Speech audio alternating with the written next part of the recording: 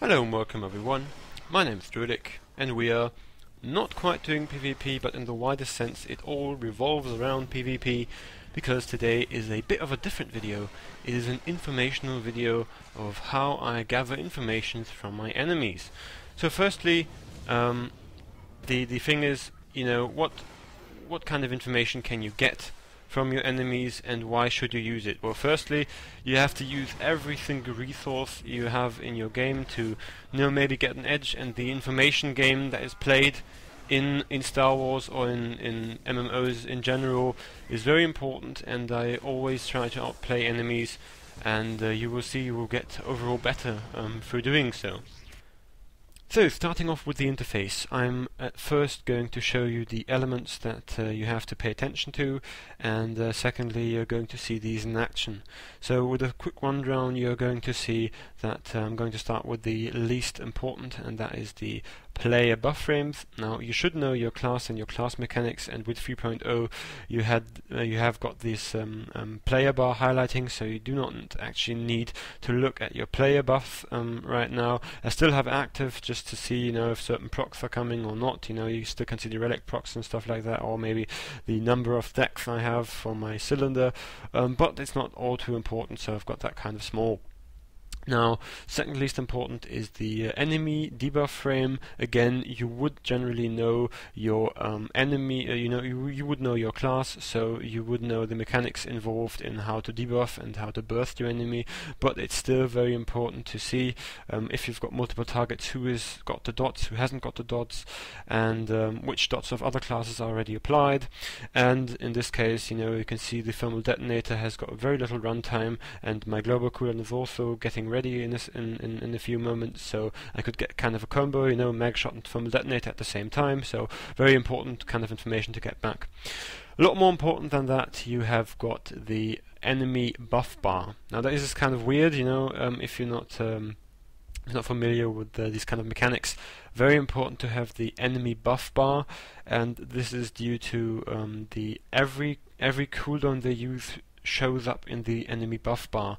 So if they're going to use deflection, saber reflect, or maybe use fourth barrier, it is going to show up in this bar, and you are going to need it and you are going to use it. And yeah, you have also the what I would argue is the single most important frame. It is your own debuff bar. I think it's even more important than your own HP bar, because you can get more information from it. From your HP bar you can only get your current state of HP, and if I had a choice, I would rather play without my HP bar than to play without my debuff bar, because with the debuff bar you can do predictions, you can anticipate damage. You can only play reactionary if you're looking at your HP bar. That is a very important concept, and I'm going to show that to you with a few future examples, but for now let's move on to the enemy player's target frame.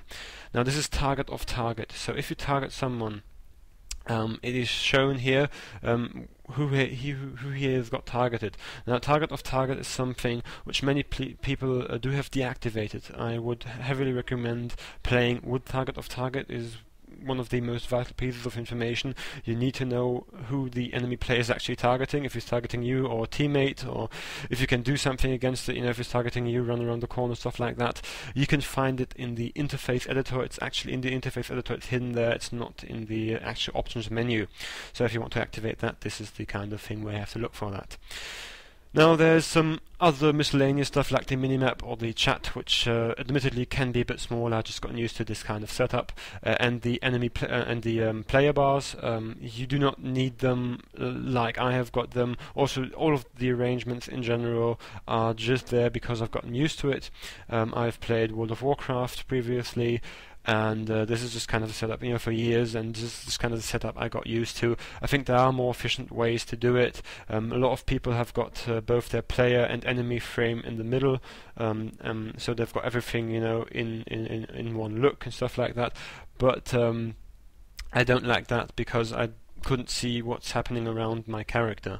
But that's just a personal preference, and I think there are other ways more efficient than that. It's more important to have the sizes and the organization of buffs and debuffs correctly than to actually, have them at a certain point. It doesn't really matter. So you've been looking at this screen a long time, and I bet you're kind of you want to know what happened. So I'm just going to show that to you.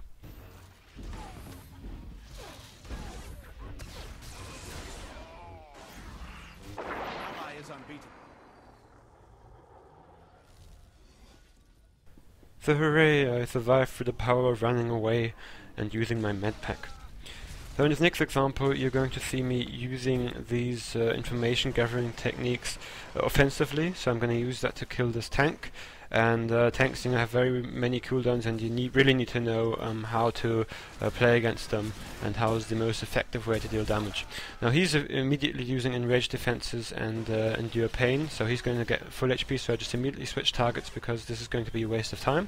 So I'm just going to go over here, apply some more pressure here as he jumps right back to me. Now my cooldowns are up again, and he does get healed in a second, but as you can see he still has got the Endure Pain debuff going, so I just need to get him below 30% and he is going to die. So with this in mind, this is my interpretation of this entire situation.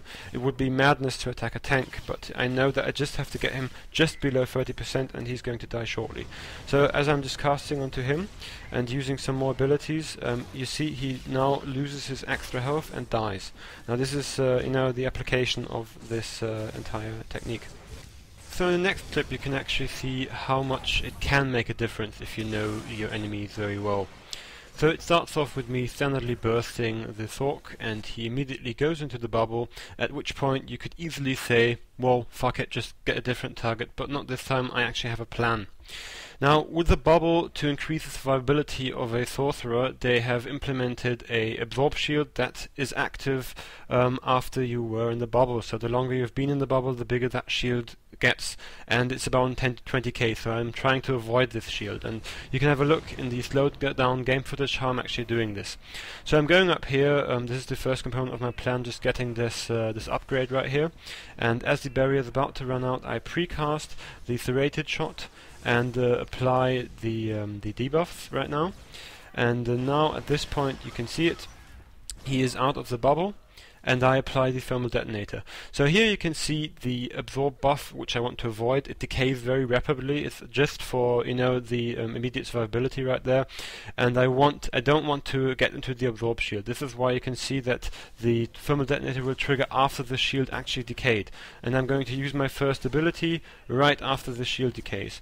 Now this was planned out by me. Even if you don't believe me, it was completely planned out by me. You can see the hesitation. You can rewind the video and have a look at it.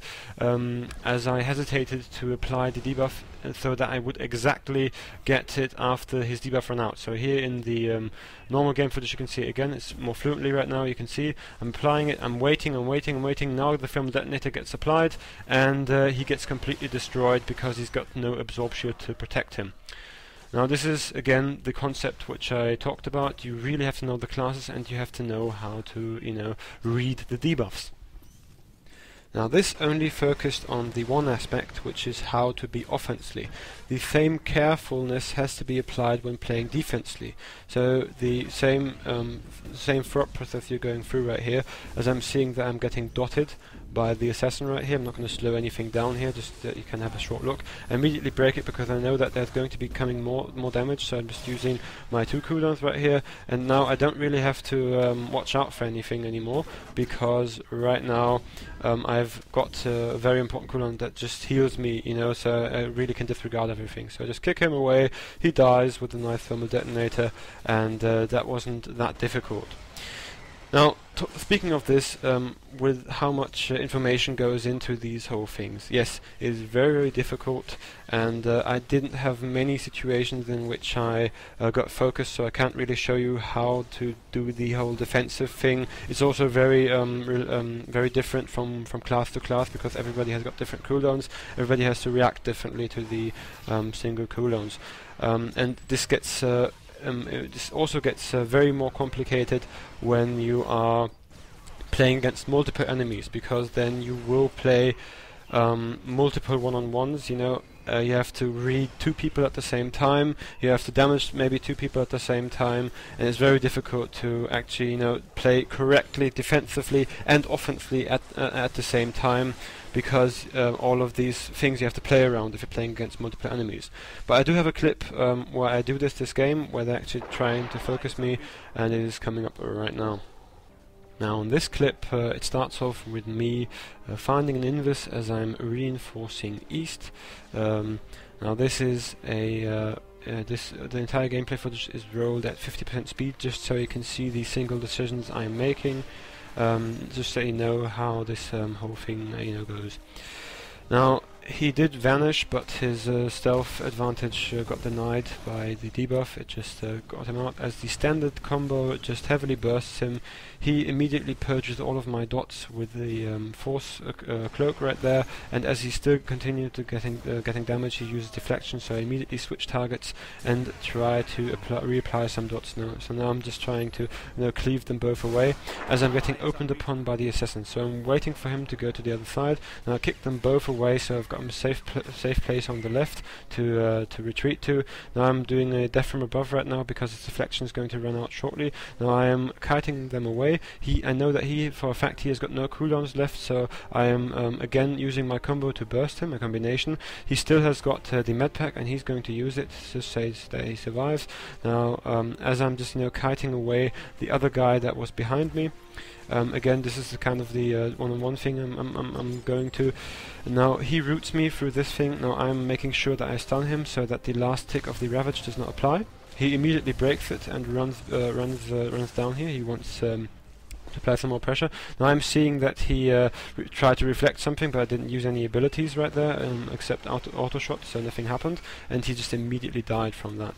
So I completely denied about 3 people from dealing damage to me, while we just did a complete cleanup, and I killed around 2 people in the situation. Now to get a feel for this, you can now see the real gameplay footage, just so you know kind of how quick these decisions actually have to be made.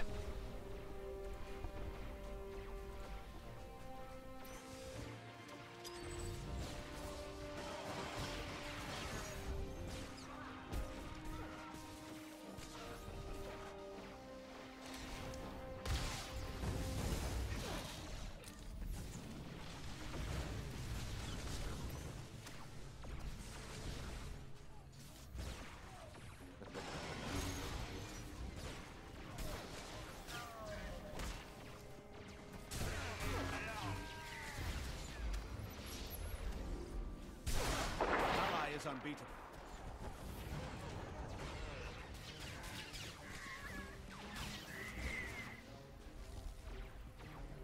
Now I know that you maybe not will be able to do it as in-depth when you are a learning player and you do not know every class with every ability. It does help to actually play different classes, just so you get a feel for them, just so you know what kind of cooldowns they have. Or even if you're not doing that, at least know their most prolific abilities, the most damaging ones, the ones that are most important. And if you do so, you will get a lot better at the game, if you really actively just think about the things that are happening in the game. Now, if you're still not convinced that this is helping, you have to think about it this way. If you are a damage dealer and you actually only deal damage to people without active cooldowns, you are going to do a lot more damage. So this is one of the main sources of big damage, as you can see here in the end screen. I did 1.8 million damage single target, and I did it all because I only attacked people who would take 100% of my damage. There is no merit in continuously focusing someone who is prepared to be focused. Why would you attack somebody that has got deflection active? He's going to take less damage regardless what class you are playing.